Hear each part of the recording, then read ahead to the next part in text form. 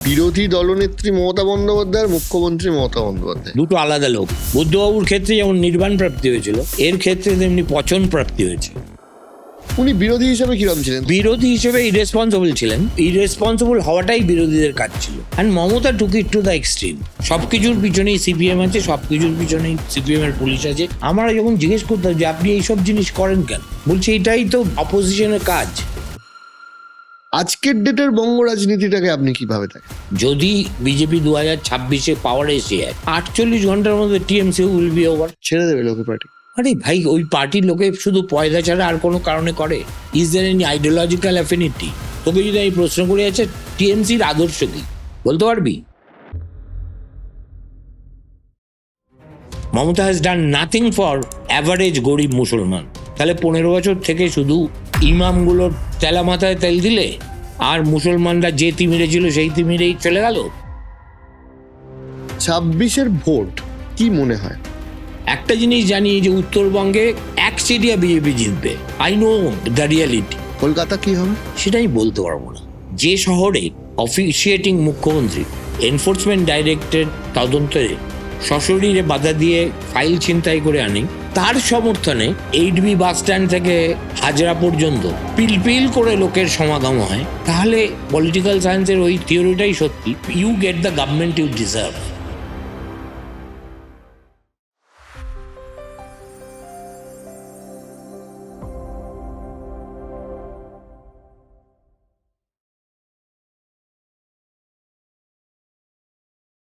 কেমন আছেন? এটাই প্রথম প্রশ্ন আমার। এই প্রশ্নটা আমাকে লোকে মনে মনে মুখে করে, মনে মনে জিজ্ঞেস করে যে কেন আছেন। এই না না, হ্যাঁ, একদমই না। কেননা অনেকেই ভেবেছিল যে আমার তো প্রফেশনালি জার্নালিস্ট হিসেবে মৃত্যু হয়েছে, খুব আকাঙ্ক্ষিত মৃত্যু তাদের কাছে। কিন্তু আমি যে আবার মরিয়া না মরে রাম এ কেমন বৈরী হয়ে যাব, ফলে ওই আর কি। আপনার থেকে আমার বেশ কিছু জানার আছে। যেমন ধরুন দীর্ঘদিনের সাংবাদিকতা আপনার। আমি যদি একটু পুরোনো দিকে চলে যাই, যে ধরুন 1985, 1986, এই সময় পলিটিক্যাল সিচুয়েশন, সবে বামফ্রন্ট সরকার এসছে। হাউ ওয়াজ দ্য পলিটিক্যাল সবে না, সিচুয়েশন 77 থেকে? হ্যাঁ, 77 থেকে আছে। তা আমার কর্মজীবনের 3/4 বাম আমলে কেটেছে। আমি এই পেশায় এসেছি 1981 সালে। রাইট। তখনও প্রমোদ দাশগুপ্ত বেঁচে, এবং তখনই ওই বছরই সম্ভবত উনি বেইজিং এ মারা গেলেন। বুদ্ধবাবু তখন ওর সঙ্গে ছিল, উনি গেছিলেন পার্টির। আপনার প্রথম কোন কাগজে ছিল? আজকালে গৌরকিশোর ঘোষের নেতৃত্বে। পলিটিক্যালি কভার করতেন তখন? না, আমি তখন ডেস্কে ছিলাম। আচ্ছা, আমি কাগজটা চালাতাম ওকে। ওইটুকু বয়সেই। এবং যেহেতু গৌরবাবু ঘন ঘন অসুস্থ হয়ে পড়তেন, শরীর ভালো ছিল না, ফলে ওই 23-24 বছর বয়সেই আমি খবরের কাগজ কাকে বলে, কিভাবে প্রডিউস করতে হয়, তারপর কিভাবে লিখতে হয় না লিখতে হয়, তখন আমি শিখে ফেলেছি। ওই যে শিখেছিলাম, মানে একটা সংবাদের হেসেলে বসে, সেইটাই আমাকে পরবর্তীকালে আবার চর্চর করে উঠতে সাহায্য করেছে। একদম ফাউন্ডেশনটা ছিল। আর লেখাপড়ায় ভালো ছিলাম, সেটাও সাহায্য করে। কেননা এখন আমি দেখি আমাদের পেশায় এত অশিক্ষিত মূর্খ, এবং এদেরকে মানে আমি দেখাই করতাম না, যারা এখন ডান্ডা ফান্ডা নিয়ে ঘোরে কিংবা লেখে। আমাদের সময় সাংবাদিকতা একটা ভিন্ন আকার নিয়েছিল। হায়ার সেকেন্ডারি ফার্স্ট হওয়া ছেলে, ফার্স্ট ক্লাস ফার্স্ট হওয়া ছেলে, এরা সব সাংবাদিকতা এসেছিল। কেননা তখন সাংবাদিকতা এমার্জেন্সির পরে সব ক্ষেত্রেই, ইংরেজিতে, বাংলাতে, হিন্দিতে, তামিল, তেলুগু, আঞ্চলিক ভাষায় তখন একটা বিস্ফোরণ হয়েছিল আঞ্চলিক মিডিয়ার। কেননা এমার্জেন্সির সময় ভারতবাসী বুঝেছিল প্রথম যে গণতন্ত্রের মানে কি, মৌলিক অধিকারের মানে কি, আমার কি কি হকের পাওনা। তার আগে পর্যন্ত তো মানুষের স্বাধীন হয়েছে, চলছে ড্যাং ড্যাং করে, কেউ এসব নিয়ে মাথা ঘামায়নি। আসলে মানুষ যখন কিছু হরণ হয়ে যায় তখন সে সম্পর্কে সবচেয়ে বেশি সতর্ক হয়। তো এই ক্ষেত্রেও হয়েছিল, এবং তার সবচেয়ে বড় লাভবান যে ইনস্টিটিউশনগুলো হয়েছিল সেটা হচ্ছে মিডিয়া। কেমন? এবং বহু সাহসী লোক এমার্জেন্সির সময় মিডিয়াতে দে টুক অন ইন্দিরা গান্ধীর ফ্যাসিস্ট রেজিম। তো আজকে একজন মুখ্যমন্ত্রীকে একটা বেসরকারি প্রতিষ্ঠানের কর্ণধার এবং তাদের অফিসে ঢুকে কিলো কিলো ফাইল ছিনতাই করতে দেখেও একটা মিডিয়ার হিম্মত নেই যে এ নিয়ে প্রশ্ন করে। আপনাদের শুরুর সময়টা কিরকম ছিল তখন? আমরা যা খুশি তাই করতাম। আমরা এই বিশ্বাসেই পেশাতে এসেছিলাম যে সাংবাদিকতা করে বোধহয় সমাজ বদলানো যায়। ওসব কিছু হয় না, সমাজ বদলায় না, কিন্তু সমাজের মধ্যে সহিষ্ণুতার লেভেল অনেক বেশি ছিল। এবং আমি তো খুব মানে ডাইহার্ড অ্যান্টি লেফট ছিলাম। তা সত্ত্বেও মানে আজকে আমি ইন হাইন্ডসাইট বলতেই পারি যে বামপন্থীরা আমাদের গাল দিত হচ্ছে সভার মঞ্চে, সিআই এর পরেই আনন্দবাজার ছিল, আর গাল দিত ওদের নিজেদের পার্টি অর্গান গণশক্তিতে। এছাড়া কিন্তু কোনোদিন কোনো খবরের কাগজের বিজ্ঞাপন বন্ধ হয়ে যাবে, মালিককে চমকাবে, কিংবা 10টা ছেলেকে নিজের দিকে টানার জন্য তাদের মাসিক খামের ব্যবস্থা করবে, এই ধরনের vulgar encroachment into media left কোনোদিন করেনি তাদের সময়। হ্যাঁ, এবং কোনো প্রশ্নও ছিল না। ওরা আমাদের প্রতিপক্ষ মনে করত, আর প্রতিপক্ষ মনে করে যে প্রাপ্য সম্মানটুকু সেটা দিত। কেমন? একই সঙ্গে আমাদের লাভ হেট রিলেশনশিপ ছিল। পরবর্তীকালে তো বুদ্ধবাবু চিফ মিনিস্টার হওয়ার পরে গোটা ইকুয়েশনটাই বদলে যায়। We became his weapon almost. জ্যোতিবাবুর এরা আর বুদ্ধবাবুর এরা, এই দুজন বামপন্থী মুখ্যমন্ত্রীর এরার মধ্যে তফাৎ কি ছিল? আপনি তো খুব ক্লোজলি তাদেরকে দেখেছেন। ফান্ডামেন্টাল তফাৎ। জ্যোতিবাবু, খুব সংক্ষেপে বলে দিচ্ছি, জ্যোতিবাবু ওয়াজ এ স্ট্যাটাস কো চিফ মিনিস্টার, অর্থাৎ যা যেরকম আছে সেভাবেই রাখ, এগুলোকে ট্যাম্পার করলে বা টিঙ্কার করলে আমাদের গদি টলমাটল হয়ে যাবে। জ্যোতিবাবু যেটা করেছিলেন সেটা হচ্ছে, জ্যোতিবাবু প্রমোদবাবু দুজনেই তারা বুঝেছিলেন যে পশ্চিমবঙ্গে যদি কংগ্রেসকে ক্ষমতাচ্যুত করতে হয় তাহলে কংগ্রেস বিরোধী যত ভোট আছে সবকটা আমাদের এক ছাদের তলায় আনতে হবে। সেই জন্যে আমরা অনেক সময় ভুল করি, বামফ্রন্ট বলি বা সিপিএম এর গভর্নমেন্ট বলি, অ্যাকচুয়ালি কিন্তু ইট ওয়াজ এ কোয়ালিশন অফ 13 পার্টিস।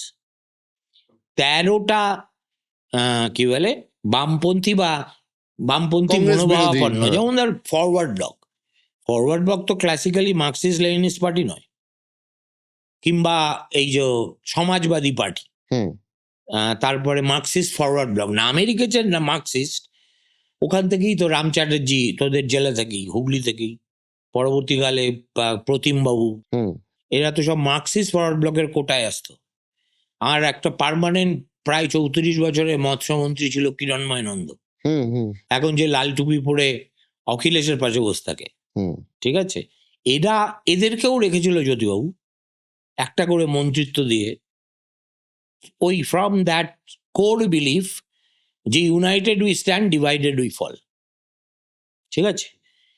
এবং আসার পরে কিছুদিন ওরা এগ্রিকালচারে অপারেশন বর্গা টর্গা নিয়ে অনেক কাজ করলো, তারপরে নিজেদের ঢোল নিজেই পেটালো যে এমন ভূমি সংস্কার করেছি যেটা পৃথিবীতে আর কেউ করেনি, ঠিক আছে না, স্ট্যালিনের চাইতেও ভালো, ভিয়েতনামের চাইতেও ভালো, কিউবার চেয়েও ভালো, না ঠিক আছে অনেক। আর ওদের তো একটা সময় ছিল যখন বুদ্ধিজীবী আর বামপন্থী এই দুটো হচ্ছে মুদ্রার এপিট ওপিট। Somebody who has is educated enough, সে বামপন্থী নয় অন্য কিছু হতে পারে, এটা চিন্তার বাইরে ছিল। যে কারণে প্রচুর মানুষ যারা সক্রিয়ভাবে দলের রাজনীতি করতো না, কিন্তু তারাও মরাল অ্যান্ড তাদের support was always for the left. আমার বাড়িই তাই। আচ্ছা। আরেকটা কনস্ট্রেন্ট যদিও উঠছিল, সেটা হচ্ছে চিফ মিনিস্টার হোক আর হোম মিনিস্টার হোক, Writers was subservient to the party. Okay, okay, very important. That is what CPIM use to be. ওরা বলে আমাদের পার্টি লেড ডেমোক্রেসিতে বিশ্বাস করি। সুতরাং all important decisions will be taken in Alimuddin Street, then vetted by Left Front, only then message will come to writers, implement this. সুতরাং ওই মাছিমেরা কেরানির মতোই ছিল। আর বুদ্ধবাবু এসে বুঝলেন এক্স্যাক্টলি যে আমাদের বহু সময় একেবারে আত্মঘাতী পথে আমরা গেছি, তাতে দলের হয়তো লাভ হয়েছে, রাজ্যের কোনো লাভ হয়নি। সুতরাং উনি একটা র্যাডিক্যাল শিফট আনলেন। জ্যোতিবাবুর আরেকটা বড় অসুবিধা ছিল, জ্যোতিবাবু যেহেতু একটা একদম মানে পার্টি ডিসিপ্লিনের প্রোডাক্ট ছিলেন, ফলে তার কাছে পার্টি যা বলবে সেটাই শেষ কথা, এবং যা কিছু ডিবেট সব পার্টির ভিতরে হবে, মেজরিটি মাইনরিটির ভোট হবে, মেজরিটি যা বলবে সেটা উনি না চাইলেও ওটাই মানতে হবে।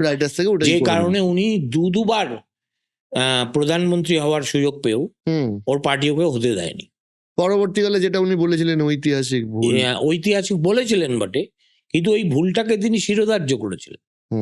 এবং উনি যেহেতু খুব পার্টি ডিসিপ্লিনারিয়ান ছিলেন, এবং তখন party had a stranglehold over the government, যে কারণে দেখবি বিমান বসু প্রায় বলে থাকেন উনি কখনো রাইটার্সে পাই দেননি।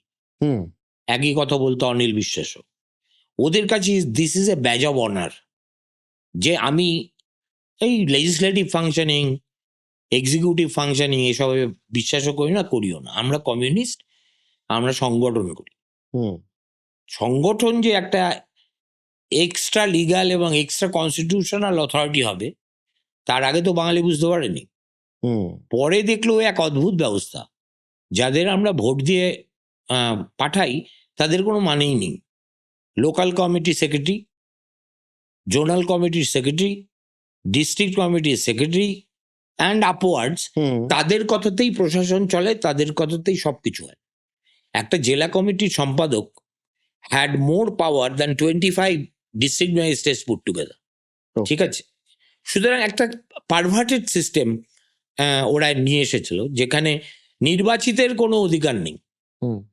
অনির্বাচিত পার্টির ভিতরে থেকে কিছু লোকের মাধ্যমে বিভিন্ন পদে বসা, তারাই they are calling the shots everywhere. Then Buddhadeb Bhattacharya, Buddhadeb babu শিফটটা কিরকম হলো? যখন এলেন, প্রথম কথা, বুদ্ধদেব বাবু যখন এসছেন তখন পার্টির গ্রিপ ওভার রাইটার্স ওয়াজ লুজেনিং, এবং পার্টিতে তখনও একটা জেনারেশনাল শিফট হয়েছিল। তখন পার্টির এখানে পশ্চিমবঙ্গে যিনি সেক্রেটারি ছিলেন অনিল বিশ্বাস, অনিলদা আর বুদ্ধদার একই বছরে একই দিনে জন্ম। আচ্ছা, দুজনের মানে জন্মদিনও এক। এবং বুদ্ধবাবু দলে যাদের সঙ্গে ওর তুইতুকারি সম্পর্ক ছিল, তার মধ্যে একজন হচ্ছেন অনিল বিশ্বাস। ফলে আর অনিল বিশ্বাসও বুঝেছিলেন যে আমরা একটা অচলায়তনে বন্দী হয়ে যাচ্ছি, আমাদের যদি সমর্থন জিয়ে রাখতে হয় তাহলে আমাদের বুদ্ধ যা বলছে সেই পথেই যেতে হবে। ফলে দের ওয়াজ এ পারফেক্ট সিনক্রোনাইজেশন, যেটা প্রমোদবাবুর আমলে সম্ভব ছিল না। পরবর্তীকালে যারা এসছে, শৈলেন দাশগুপ্ত, সরোজ মুখোপাধ্যায়, বিমান বোস, এরা খুব খারুশ লোক, ঠিক আছে না? আর পার্টিও ইউজ টু অ্যাসার্ট, পার্টির স্টেট সেক্রেটারিয়েট মিটিংয়ে যা হবে সেটাই হচ্ছে বেদ। সেটা গভর্নমেন্টকেও মানতে হবে, গভর্নমেন্টের সঙ্গে যারা আছে তাদেরও মানতে হবে। সুতরাং এটা একটা ডায়ার, কি বুঝিস, দ্বৈত শাসন ব্যবস্থা, একটা অফিসিয়াল আর একটা আনঅফিসিয়াল। এখন যেমন আইপ্যাক আছে, IPAC is what used to be CPIM party in left front. Then আর একটা জিনিস আমার জানার ইচ্ছা আছে, যে যখন ধরুন ওই জ্যোতিবাবু মুখ্যমন্ত্রিত্ব ছাড়লেন, তখন শোনা যায় যে তখন একটা পাওয়ার শিফট নিয়ে একটা একদম, এগুলো হচ্ছে মানে কুকড আপ স্টোরি, এবং যে স্টোরিগুলো বেচে মিডিয়ার একটা অংশ প্রসপার করেছে, আমি নাম করতে চাই না, তারাও আমাদের সহকর্মী। কিন্তু এই অনেকগুলো মিথ্যে, আমার সঙ্গে বুদ্ধবাবুর একদম সাপে নেউলে সম্পর্ক ছিল, till he became chief minister. আচ্ছা, আমি আনন্দবাজারে আমার কলমে নিয়মিত বুদ্ধবাবুকে বিপ্লবী আধা কবির বাংলা অনার্স পড়া ভ্রাতুসূত্র বলে লিখতাম। আচ্ছা, সুকান্তর ভাইপো, সুকান্তকে আমি পুরো কবি মনে করতাম না, আজও করি না, কেননা ওর সম্পর্কে শেষ কথা বলে গেছিলেন বুদ্ধদেব বোস। সেটা হচ্ছে সুকান্ত কবি হওয়ার জন্য জন্মেছিলেন, কবি হওয়ার আগেই মারা গেছে। ঠিক আছে, আমি আই ফুললি কঙ্কার, কিন্তু সেটা বড় কথা না। তাই আমি লিখেছিলাম বিপ্লবী আধা কবির বাংলা অনার্স পড়া ভ্রাতুষ্পুত্র। প্রেসিডেন্সি কলেজে যারা বাংলা অনার্স টনার্স পড়তো তাদেরকে আমরা মানুষের পর্যায়েই ফেলতাম না, কিন্তু বুদ্ধবাবুর উপর আমার ক্রোধের এবং আমার উপর বুদ্ধবাবুর ক্রোধের খুব সঙ্গত কারণ ছিল। কেননা বুদ্ধবাবু যখন এই জ্যোতিবাবুর হাত থেকে ক্ষমতা পাওয়ার আগে পর্যন্ত খুব একটা অকারণ উন্নাসিক, নন্দন কেন্দ্রিক, একটা ছোট্ট কোটারি ভিত্তিক এবং anti industry, anti Anandabazar, anti সব অ্যান্টি। আমার 5 তারা হোটেলের বলরুমের চাইতে নন্দনে আমি বেশি স্বাচ্ছন্দ্য বোধ করি। তাতে কার কি গেল এলো? আপনি স্বাচ্ছন্দ্য বোধ করতে পারেন তো, আপনি তো সঙ্গে আপনার রাজ্যটারও যা দফারফা করার করছেন। তারপরে দেখলাম মানে মুখ্যমন্ত্রী হওয়ার আগেকার বুদ্ধদেব আর মুখ্যমন্ত্রী হওয়ার পরের বুদ্ধদেব, এই দুজন এক ব্যক্তি ছিলেনই না। প্রথমজন ছিলেন আগমার্কা ট্র্যাডিশনাল কমিউনিস্ট, আর দ্বিতীয়জন হলেন দেন সিয়াওপিং। যখন চায়নার খুব দুরবস্থা, মাও সেতুং মারা গেছেন, তখন চীনের কমিউনিস্ট পার্টিতে এরকমই একজনের আবির্ভাব হয়েছিল, তার নাম ছিল দেং সিয়াওপিং। তিনি বলেছিলেন যে আমি ওই টাকার রং দেখতে চাই না, as long as money comes into China and get invested, কেমন, I am not interested in the colour of the money. আর বলেছিলেন যে to get rich quicker is a virtue, not a মানে একদম সম্পূর্ণ antithesis of what Mao prescribed or propagated or communist party stood for. আজকের যে চীন একটা প্রায় ময়দানবের মতো বদলে গেল, তার সূচনা তো দেনের হাতে না। তারপরে সেটাকে আরো নানাভাবে এখন China is a super power, আমেরিকাকে টক্কর দিচ্ছে। হ্যাঁ, তো সুতরাং আমি জিজ্ঞেস করেছিলাম, আমি তো পিছনেও লাগতাম, আর অসংখ্যবার, আর আমার সঙ্গে ওনার ব্যক্তিগত স্তরে একটা বন্ধুত্ব ছিল। আচ্ছা, এবং উনি আমি যখন দেখা করতে চেয়েছি কোনোদিন আমাকে 5 মিনিট ওয়েট করতে হয়নি, হয় তাদের অফিসে, নয় নন্দনে, নয় রাইটার্সে, যখন যেখানে ওর সুবিধে আমাকে ডেকেছেন, আমিও কথা বলেছি। সবসময় যে অফিসিয়াল কথা বলেছি তা নয়, অনেক সময় একটা হয় না আড্ডার দেওয়া, আড্ডাও দিয়েছি। তখন উনি বলতেন, আমাকে বলেছিলেন, দেখুন এই যে আপনি আমাকে এত গাল দিতেন, তখন আমার গায়ে খুব লাগতো, মনে হতো এই লোকটা কেন আমাকে নিয়েই পড়েছে। হ্যালো, আমি তো একা আপনাকে নিয়ে পড়িনি, আমার কলেজের আরেকজন ইলাস্ট্রিয়াস প্রিডিসেসর অসীমদাকে নিয়েও তো পড়তাম। কাকে ছেড়েছি বলুন? তো বলছে না, আপনার কথায় তো বিষ থাকে, আপনি যদি কাউকে মনে করেন যে তীরবিদ্ধ করবেন, সে তো দাঁড়িয়ে দাঁড়িয়ে খাওয়া ছাড়া তার উপায় থাকে না। এতটা সহনশীল। কল্পনা কর, বুদ্ধবাবু তখন হোম মিনিস্টার, উনি ইচ্ছে করলেই 4টে কেস করে দিতে পারতেন, মানানি ফানানি এইসব যা বোকা বোকা কেস হয় ইদানিং, ওই লাইনেই জাননি। তখন তারপরে বললেন, পরে আমার মনে হয়েছে আপনি তো পার্সোনালি আমাকে গাল দিচ্ছেন না, আপনি গাল দিচ্ছেন রাজ্যের ভালোর জন্য। মানে আমার তো মানে মিডল স্টাম্প ছেটকে যাওয়ার অবস্থা। মনমোহন সিং কলকাতাতে একটা সিআইআই কনফারেন্সে এসে ওপেনলি বলেছিলেন ভারতবর্ষের সেরা মুখ্যমন্ত্রীর নাম হচ্ছে Buddhadeb Bhattacharya.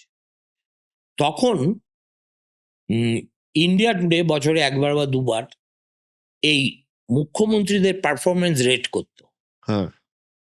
We were all surprised when বুদ্ধবাবু was mentioned as the top of the list.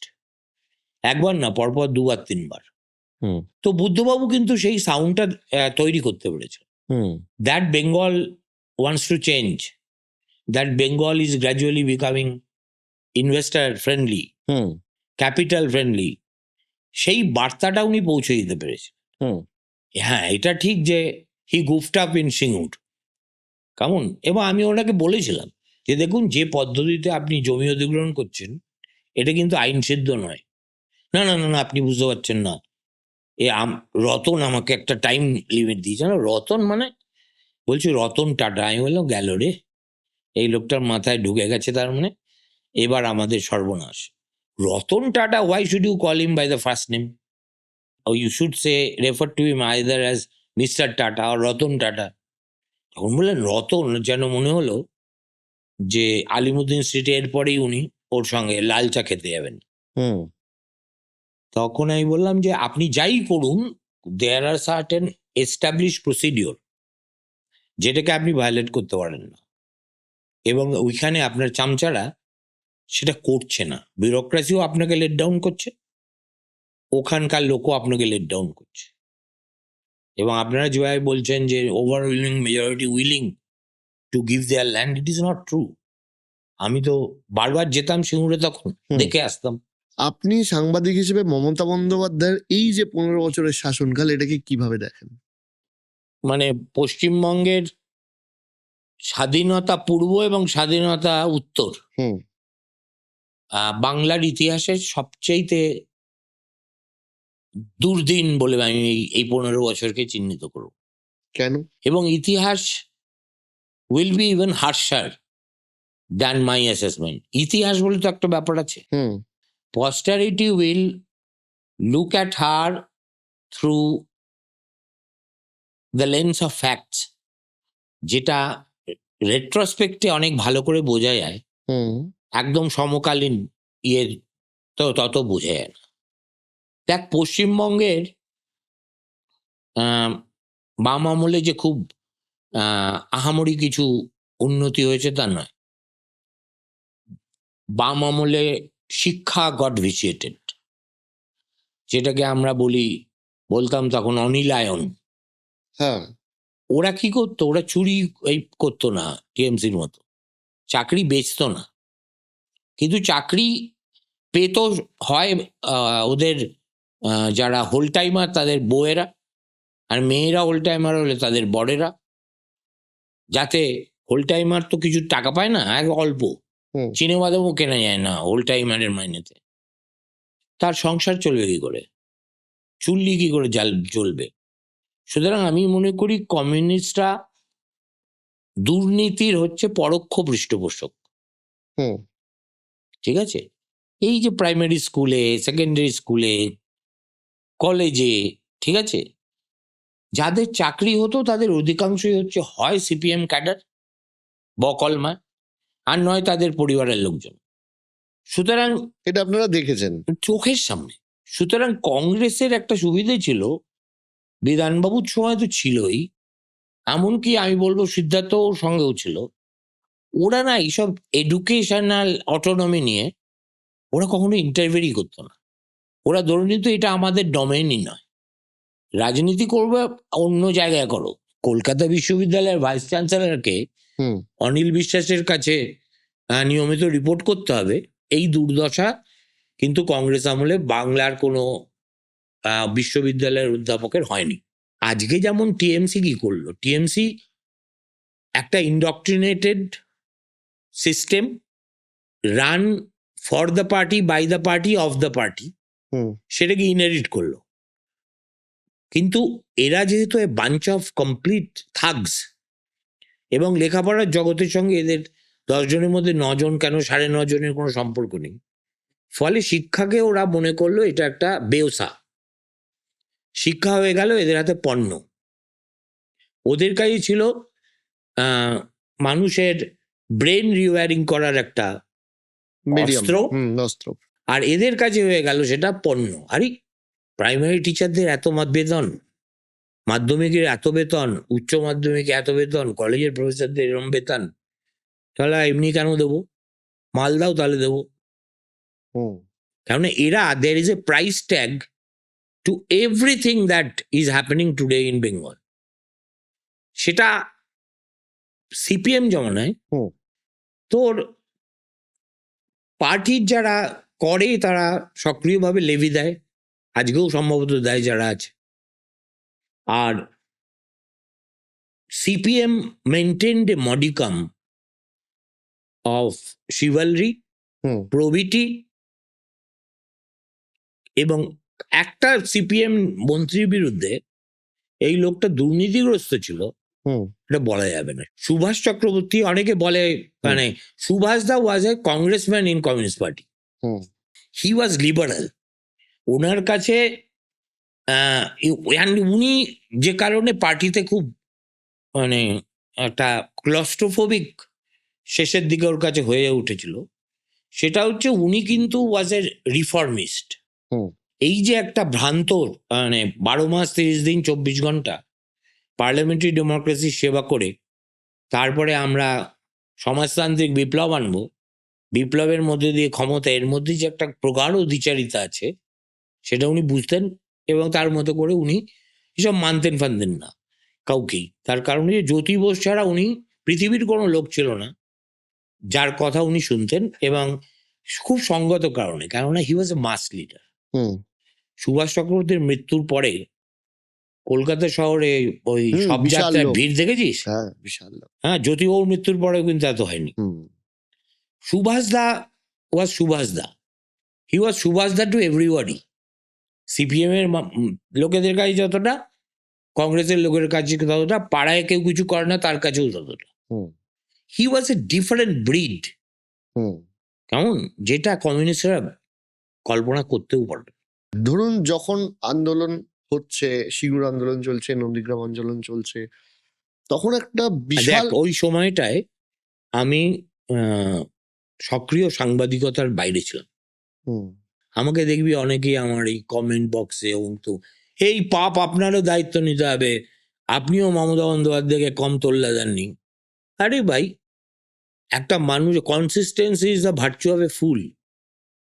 একটা লোককে একটা সময়ে একটা পরিপ্রেক্ষিতে মনে হয় he or she can deliver. যতদিন বুদ্ধবাবু হননি ততদিন তো আমি ডাইনে বাঁয়ে বুদ্ধবাবুকে গাল দিয়েছি না। আবার যখন আমি দেখলাম যে বুদ্ধবাবু হ্যাজ কমপ্লিটলি চেঞ্জড, তখন আই চেঞ্জ মাই ওপিনিয়ন। কে বলেছে যে আমি আমার ওপিনিয়নটা will not change with the person changing? আমরা যে মমতা বন্দ্যোপাধ্যায়কে বললাম যে পশ্চিমবঙ্গের সবচেয়ে হন্তারক মুখ্যমন্ত্রী, তাকে তো 1984 থেকে 2010 পর্যন্ত এইভাবে কেউ কল্পনাও করতে পারেনি। মমতা এখন তো সবাই খুব গাল দিচ্ছে। আমি 2011 সালে আমার নিজের কাগজ ছিল একদিন। 2006 আমি একটা ওই একদিন লাইভ বলে একটা ম্যাগাজিন বের করতাম। ততদিনে মোটামুটি অর্ধচন্দ্র খেতে খেতে আমি অভ্যস্ত হয়ে গেছি। নিজের মতো করে আমার এক বন্ধুর অফিস থেকে বের করতাম। দ্যাট ওয়াজ মিয়ারলি এ ফোর্টনাইটলি, ঠিক আছে? সুতরাং আমি কিন্তু সেইভাবে কখনো করিনি, কিন্তু আমি আমার ওই ম্যাগাজিনেই প্রেডিক্ট করেছিলাম সিঙ্গুরে সিঁদুরে মেঘ।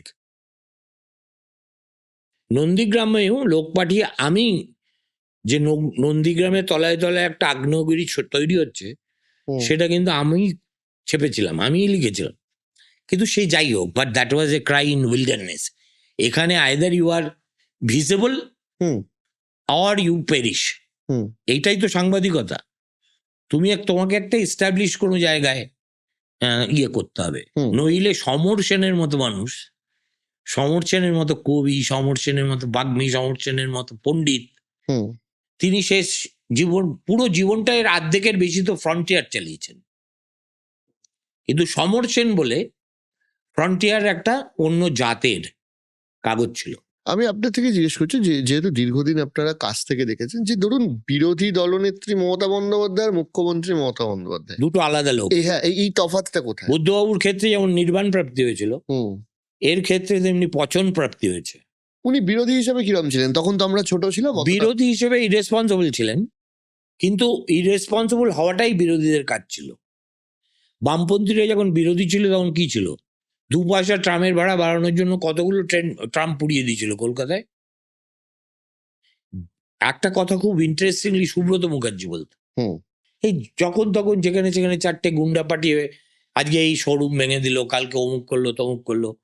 আমরা যখন জিজ্ঞেস করতাম যে আপনি এইসব জিনিস করেন কেন, বলছে এটাই তো অপোজিশনের কাজ, আমি এইটাই করব যাতে তোমরা এসে আমাকে হেডলাইনে রাখো, আদারওয়াইজ আই উইল পেরিশ। একটা সিঙ্গেল পার্টি সিস্টেমে অপোজিশনের মূল্যটা কি আছে যদি সে ডিসরাপটিভ হতে না পারে? সুতরাং এই কথার মধ্যে একটা কিন্তু খুব সেন্সিবল ব্যাপার ছিল। And Mamata took it to the extreme. Mamata 2-3টে জিনিস মমতাকে হেল্প করেছিল। এক, ওর ওই টালির চাল, ফ্রুগাল লাইফ, ঠিক আছে? এখন বহিরঙ্গে ব্যাপারটা রক্ষা করে, কিন্তু ভিতরটা একদম কমপ্লিটলি অল্টার্ড, ঠিক আছে? সেটা আমি প্রথম বুঝেছিলাম যখন রাইটার্স থেকে ওর নবান্নে চলে গেল এবং ওর ঘরটা দেখে আমার মনে হলো যে একটা 7 স্টার হোটেলের সোয়াঙ্কি মহারাজা সুইট। একটা রাইটার্সে দেখতে দেখতে আমরা অভ্যস্ত, বিধানবাবু বসছেন, জ্যোতিবাবু বসছেন, প্রফুল্ল সেন বসছেন, আমাদের অজয় মুখোপাধ্যায় বসেছেন, সেটা না হয় খুব ছোট মনে হতে পারে একজনের, তাই বলে হোয়াট হ্যাজ বিন রিপ্লেসড সেটার যদি বহর দেখিস, মানে মনেই হবে না যে এটা বাংলার চিফ মিনিস্টারের রুম, মনে হবে তাজ অথবা শেরাটনের বা আইটিসির কোনো রয়্যাল মহারাজা সুইট, যেটা হয়তো একটা হোটেল 3টে আছে এইরকম। সুতরাং এটা হচ্ছে কমফর্ট লাভিং সিএমএ পরিণত হলেন। আগে ছিলেন রিগার লাভিং। 84 মমতা যে যাদবপুর থেকে জিতে যাবে এটা তো কেউ সংসারে ভাবেনি, সোমনাথ চট্টোপাধ্যায়কে হারিয়ে। তখন তোদের ওই ভোটে কেউ বুঝতে পারেনি যে ইন্দিরা গান্ধীর ওই মরদেহের প্রতি বাঙালির সহানুভূতি এতটাই উতলে উঠবে যে কংগ্রেস পার্টি, যে পার্টি 77 সালে কতই নেমে গেছিল ভগবান জানে, 77-82-তে গোয়ারা নেড়েছে, আর সে এসে 84 সালে 42টা আসনের মধ্যে 16টাই জিতে গেছিল। মমতা কিন্তু সবচেয়ে থিন মার্জিনে জিতেছে, ওকে, উইচ ইজ 16-17,000। ওটা কোনো মার্জিনই নয়, মানে লোকসভা ভোটে সবাই মমতাকে এখন হাইন্ডসাইটে ক্রেডিট দেয়, but the real credit goes to Anandabazar পত্রিকা। তার ঠিক আগে একটা সেন্সেশনাল মৃত্যুর ঘটনা ঘটেছিল, জোড়া বালকের মৃত্যু, একসঙ্গে দুজন বাচ্চা বাচ্চা ছেলে, তাদের রেল লাইনের পাশে মৃত অবস্থায় পাওয়া যায়। আনন্দবাজার তো শকুনের বাপ ছিল, Anandabazar picked up the story and then went to town. তারপরে আমরা একটা নিজেদের গোয়েন্দা সংস্থাকে দায়িত্ব দিয়েছিলাম, প্রাইভেট গোয়েন্দা, সেই for the first time in history of Bengal's media private was engage to find out parallelly. পুলিশের তদন্ত আমরা মানি না, আমরা সেটাই একটা ফলাফল পেয়ে এটা হত্যাই হয়েছে, এটা কোনো অ্যাক্সিডেন্টাল ডেথ নয় বলে একেবারে যা তা করেছিলাম সে সময়, ঠিক আছে? এবং তখন পশ্চিমবঙ্গ স্টেটের হয়ে মামলা করেছিলেন হাইকোর্টে এবং সুপ্রিম কোর্টে, ব্রিলিয়ান্টলি মামলা করেছিলেন, করে জিতেও ছিলেন, তার নাম হচ্ছে সোমনাথ চট্টোপাধ্যায়। ফলে Somnath da was seen to be defending the cause of the tyrant. এই সালে 2টো বাচ্চা মরে গেল, দেখেছো এই লোকটার টাকার অভাব আছে, হ্যাঁ, এই যে কিরম দাঁড়িয়ে দাঁড়িয়ে আর্গু করছে এর বিরুদ্ধে। ফলে মানুষের ইমোশন তো লজিক্যালি চলে না। মানুষ মনে করলো যে সোমনাথ চট্টোপাধ্যায় এসেনশিয়ালি রাজ্য পুলিশের হয়ে ওকালতি করছে, এটা ওনার করা উচিত হয়নি। ফলে একটা large section of middle class in Jadavpur turned against him. তাই যদি মমতারই পপুলারিটি হবে, তাহলে 89-এ হেরে গেল কেন? মালিনীদির ভট্টাচার্যের মতো একজন কমপ্লিটলি আনকোড়া অজানা একজন যাদবপুর বিশ্ববিদ্যালয়ে ইংরেজির অধ্যাপক, তাকে দাঁড় করিয়ে তো কত 60 না 70,000 ভোটে হারিয়ে দিল 89-এ। আর তারপরে মমতা বন্দ্যোপাধ্যায়ের জীবনে যাদবপুর থেকে দাঁড়ালো না কেন, পরে সেফেস্ট সিট থেকে দাঁড়ায়, হুইচ ইজ ক্যালকাটা সাউথ। ঠিক আছে, সুতরাং মমতার এই যে electoral victories have always been inflated by the media. Okay, সুতরাং এই সবচেয়ে বড় টম করতো বরুণদা। ঠিক আছে, অনেকে বলে আমি নাকি মমতার নাম অগ্নিকন্যা দিয়েছি, নিবনে না, আমি পটুয়াপাড়ার অগ্নিকন্যা লিখেছি। অগ্নিকন্যা, বাংলার অগ্নিকন্যা এই অভিধা আমি দিইনি। এগুলো হচ্ছে ওই যারা রিটায়ার করার পরে 7-8 বছর পরে, আজকে যাদের 70 বছর বয়স, যারা খাদ্য দপ্তরে চাকরি পেয়েছে, আরো বিভিন্ন জায়গায় চাকরি পেয়েছে, পুলিশ টুলিশ নাকি তাদের বাড়িতে থাকে, তাদের কম্বো। আমার সব, I have taken no favour from any political leader ever in my life. আর তা যদি আমি নিতাম না, যাদেরকে খিস্তি করে আমি বেঁচে আছি, তাহলে আমাকে ওই নাজিবুল্লার মতো ধর্মতলার মোড়ে ল্যাম্পপোস্টে ঝুলিয়ে দিত, if I had any skeleton in my cupboard. সুতরাং ওগুলো কোনো ফ্যাক্টর নয়। ফ্যাক্টর হচ্ছে she emerge as the undisputed anti CPM face, because the Congress leadership in the state was seen to be as B team of CPIM, and there were justified reasons to think so. যাদের হাতে কংগ্রেসের দায়িত্ব ছিল তারা সব CPM এর সঙ্গে রফা করে পলিটিক্সটা করত। কখনো সোমেন মিত্রর বিরুদ্ধে সিপিআইএম ক্যান্ডিডেট খাড়া করেনি। অলওয়েজ ওই একটা মানে ভুলভাল সিপিআই দাঁড়াবে। কেন CPI? Why CPI against Somen? Why not CPM? যদি প্রবলেম হয় সোমেন বাবুর, ঠিক আছে, প্রণব বাবু দিল্লিতে বসে বামফ্রন্টের তলবি বহন করবেন, ঠিক আছে না? সেইখানে মমতা যখন তরমুজ বলা শুরু হলো সুব্রত মুখার্জিকে, Mamata came out as the most trustworthy face, as trustworthy anti CPM face, যে এইসব ছোটখাটো সল্টলেকে জমি নেয়নি, কোনো কম্প্রোমাইজ করেনি। আর ও আবার কি করলো, অ্যান্টি-CPM গিরিটাকে একটা অ্যাবসার্ড লেন্থে নিয়ে চলে গেল। সবকিছুর পিছনেই সিপিএম আছে, সবকিছুর পিছনেই সিপিএম এর পুলিশ আছে। সে তোদের হুগলিতে ভিখারি পাসওয়ানের মৃত্যু হোক, আর নেতাই হোক, আর এত অজস্র, যেখানে লাশ সেখানে মমতা, আর সেখানেই কালপিট হচ্ছে সিপিএম। ও এই এমন একটা জায়গায় নিয়ে গেল বিরোধীদেরটাকে, যেখানে মানে ইভেন পার্টি লাইক সিপিএম ওয়াজ কট আনঅ্যাওয়ার্স। আমাকে একদম শেষের দিকে বুদ্ধদেব ভট্টাচার্য বলেছিলেন, যাদবপুর ওনার কনস্টিটিউয়েন্সি ছিল, যে মনীশ গুপ্ত 21শে জুলাই গুলি চালালো, সে হয়ে গেল মমতার ক্যান্ডিডেট, ঠিক আছে, এবং বহু ভোটে বুদ্ধবাবুকে হারিয়ে দিল। ওই 84-র মতোই একটা ইন্দ্রপতনের গল্প হলো 2011-এ। তার আগে থেকেই বুদ্ধবাবু আমাকে বলছিলেন যে দেখুন, একটা না অদ্ভুত জিনিস আমি লক্ষ্য করি। হ্যালো, কি? বলে, আমি যখন আমাদের কনস্টিটিউয়েন্সি দেয়, আজকাল আমার মিটিংয়ে যারা শুনতে আসে তারা না সব জামা কাপড়, খুব সুন্দর জামা কাপড়, পায়ে জুতো, কেমন, অথচ ডাইনে বাঁয়ে যত বস্তি আছে, সেই বস্তি থেকে পিলপিল করে লোক ওনার মিটিং শুনতে যায়। বুদ্ধবাবু নাম করতেন না, ভাদর বউয়ের মতো, যেমন জ্যোতিবাবু বলতেন 420, কিন্তু উনি নামও করতেন না আর ব্যক্তিগত আক্রমণও করতেন। এবং আমাকে ব্যক্তিগত আলোচনায় স্বীকার করেছিলেন যে সিপিএম এর যে রিয়েল ধস হচ্ছে, এটা ছিল কংগ্রেসের ভোট ব্যাংক।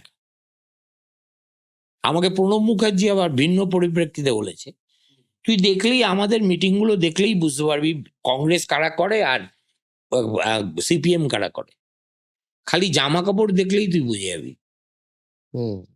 আর দেখি সে রোল রিভার্সাল হয়ে গেল যখন বুদ্ধবাবু বললেন যারা আমাদের পার্টির মিটিংয়ে থাকার কথা তারা চলে গেছে ওর দিকে, আর ওর পার্টিতে যাদের থাকার কথা তারা এসে আমাদের দিকে ভিড় করছে। তখনই পতনের ডঙ্কা বেজে গেছে এবং উনি সেটা উপলব্ধিও করেছিলেন। But then it was too late. আমি যদি আপনাকে জিজ্ঞেস করি যে বর্তমান মানে এই যে 26-এর ভোট হবে, এই যে বিজেপির উঠে আসা এবং সিপিএম এর প্রায় জিরো হয়ে যাওয়া, বঙ্গ রাজনীতির এই যে শিফট, আজকের ডেটের বঙ্গ রাজনীতিটাকে আপনি কিভাবে দেখেন? আজকে Bengal politics is in transition. Hmm কেমন কখনোই তুই দেখবি যখন একটা এস্টাবলিশড অর্ডার ভেঙে যায় বা তছনছ হয়ে যায়, hmm that is always followed by some kind of anarchy and disruption. এর মধ্যে থেকে এই চার্নিং যেটা হচ্ছে, সেই চার্নিং থেকে ওই যেমন সমুদ্র মন্থন করে অমৃত উঠেছিল, হুম ঠিক তেমনি আবার Bengal politics will go back to its old course. কিন্তু তখন হবে BJP and versus anti BJP. কেননা যদি কোনো ভাবে বিজেপি 2026-এ পাওয়ারে এসে যায়, হুম 48 ঘন্টার মধ্যে টিএমসি উইল বি ওভার। ছেড়ে দেবে লোকে পার্টি। আরে ভাই, ওই পার্টির লোকে শুধু পয়দা ছাড়া আর কোনো কারণে করে? Is there any ideological affinity? তোকে যদি আমি প্রশ্ন করে আছে টিএমসির আদর্শ কি বলতে পারবি? আমি তৃণমূল নেতাদের কয়েকজনকে জিজ্ঞেস করেছিলাম, বলছেন পুরোটাই মমতা ব্যানার্জি। হ্যাঁ, একটা লোক ব্যক্তি কখনো আদর্শ হতে পারে? সুতরাং একটা দলের গ্লু কি হয়? একটা দলের গ্লু হচ্ছে, এখনো কমিউনিস্ট পার্টিতে এমন লোক আছে যারা কমিউনিজমে বিশ্বাস করে, ডাই হার্ড বামপন্থায় বিশ্বাস করে, অস্টিয়ারিটিতে বিশ্বাস করে, ভ্যালুজে বিশ্বাস করে। হুম হুম এ সালা কিসে বিশ্বাস করে মাল তোলা ছাড়া? আমার কাছে গপ্প খুব সিম্পল। হুম যদি একটা শাসক দল became a party of brigands hmm and extortionist, that cannot stay permanently. 2026-এ হবে না 2029-এ হবে আমি বলতে পারছি না, হুম কারণ আমি তো এখন মাঠে নেমে রিপোর্টার করি না। হুম হুম যদি করতাম এবং লাইভ কন্ট্যাক্টে থাকতাম, হুম তাহলে মানুষের হাওয়া কোন দিকে যাচ্ছে আমি বুঝতে পারতাম। এখন কি হয়, এখন এইসব ব্যাপারে আমাকে অন্যের হাতে ঝাল খেতে হয়, হুম যেটা খেতে আমি পছন্দ করি না। একটা জিনিস জানি যে উত্তরবঙ্গে এক সিটিয়া বিজেপি জিতবে এবারে। হ্যাঁ, এই যে মালদায় গিয়ে 5-5, সব জায়গায় যেখানে যাচ্ছেন রাজপুত্তুর, সেখানেই 31-31, হ্যাঁ, আলিপুর দুয়ারে 5-5। আমি তোকে এখানে দায়িত্ব নিয়ে বলছি, আলিপুরে দুয়ারে 5-0 পাবে। I know the reality. Hmm I know the reality in Cooch Behar, I know the reality in Jalpaiguri বা দিনাজপুর, মালদা, এগুলো সব আমি জানি, হাতের তালুর মতো চিনি। তো কলকাতা কি হবে আপনার prediction? Kolkata will still go TMC way. Hmm তার কারণ হচ্ছে ওই যে বললাম, আমরা হচ্ছে উই কাউন্ট ফর নাথিং। এখন 2011 সালে বহু বামপন্থী ভোটার যারা সারা জীবন সিপিএম কে ভোট দিয়েছে, তারা হাতে রুমাল, নাকে রুমাল দিয়ে বাঁ হাতে ওই ইয়েতে জোড়া ফুলে টিপে দিয়েছিল। হুম They were so disgusted with the CPIM. হুম এখন সেই টিপিং পয়েন্টে টিএমসি এসেছে না আসেননি, মানুষের বিরক্তির লেভেল সেই জায়গায় গেছে কিনা সেটা আমি বলতে পারবো না। যে শহরে একজন অফিসিয়েটিং মুখ্যমন্ত্রী এনফোর্সমেন্ট ডাইরেক্টরেট তদন্তে সশরীরে বাধা দিয়ে ফাইল ছিনতাই করে আনে, এবং সেটা আবার এরম করে, হ্যাঁ, কোলের ছেলের মতো ফ্লন্ট করে ক্যামেরার সামনে দাঁড়িয়ে বলে আমি নিয়ে এসেছি, কিছু করতে দিইনি, তার সমর্থনে যদি 8B বাস স্ট্যান্ড থেকে হাজরা পর্যন্ত পিলপিল করে লোকের সমাগম হয়, তাহলে ওই সেই পলিটিক্যাল সায়েন্সের ওই থিওরিটাই সত্যি, যে you get the government you deserve. So it is also a reflection on the society we are living in. Hmm যে সোসাইটি মুখ বধির, কেমন ডাফার, অপরচুনিস্ট, শার্কিং, কোনো লোককে যারা even those who are pissed off with it never utter their disgust in public. আমি আমি আমি আমি আমি জানতে চাইছি আপনার থেকে, যে ধরুন এই যে সিপিএম ভার্সেস তৃণমূল আর বিজেপি ভার্সেস তৃণমূল, এটা একটা পলিটিক্যাল বা আইডিওলজির একটা শিফট হয়। তো এই দুটো পার্টির যে ডিফারেন্ট ক্লাস বা প্রতিদ্বন্দ্বিতা, এই দুটোতে বাঙালি কতটা পরিবর্তিত হয়েছে বা বেঙ্গল পলিটিক্স কতটা লার্জলি হয়েছে। হুম Mamata has been successful in completely polarizing almost a large section of the electorate. Hindu মুসলমান হুম ভোট পশ্চিমবঙ্গে অতীতে এইভাবে কখনো হয়নি, হুম হওয়ার কথা ভাবেও নি।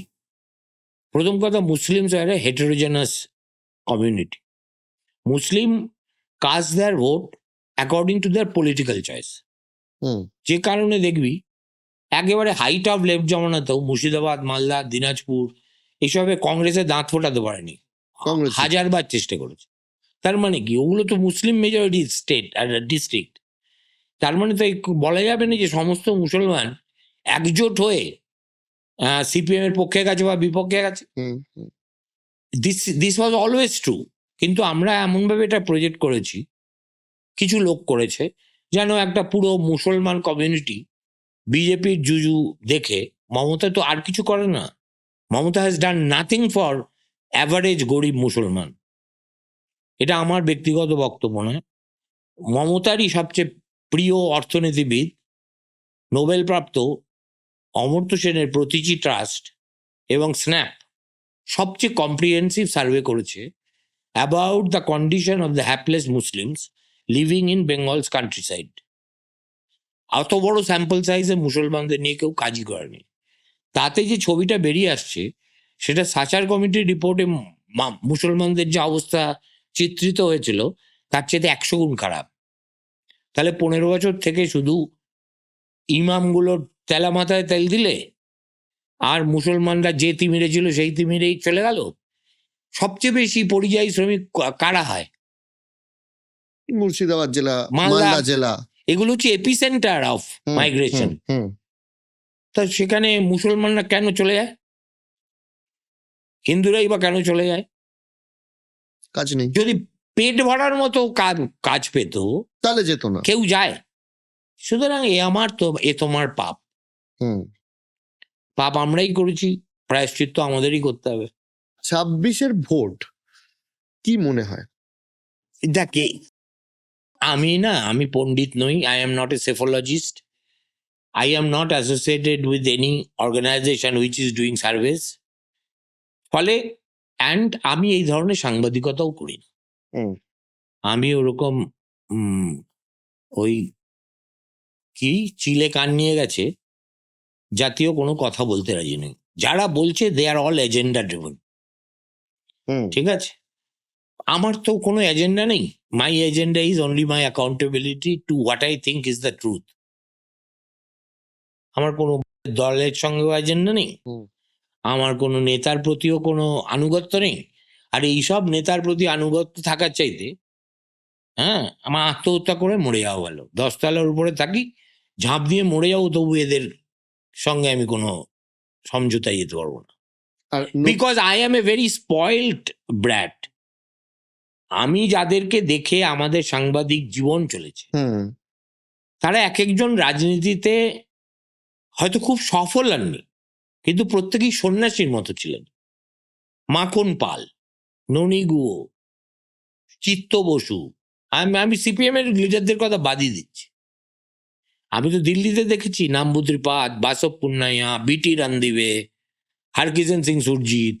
আমি এদের সঙ্গে ঘাড় করে বড় হয়েছি। It is not possible for me to reconcile with their successors. আপনি ভালো থাকুন, আপনার সাথে বাকি আড্ডাগুলো হবে। নিশ্চয়ই। আজকে এখানেই শেষ করছি। দেখ, আমার সঙ্গে কথা বলতে গেলে 8-10 ঘন্টা সময় নিয়ে আসবি। ঠিক আছে। তো আজকে এখানেই শেষ করতে হচ্ছে। নমস্কার।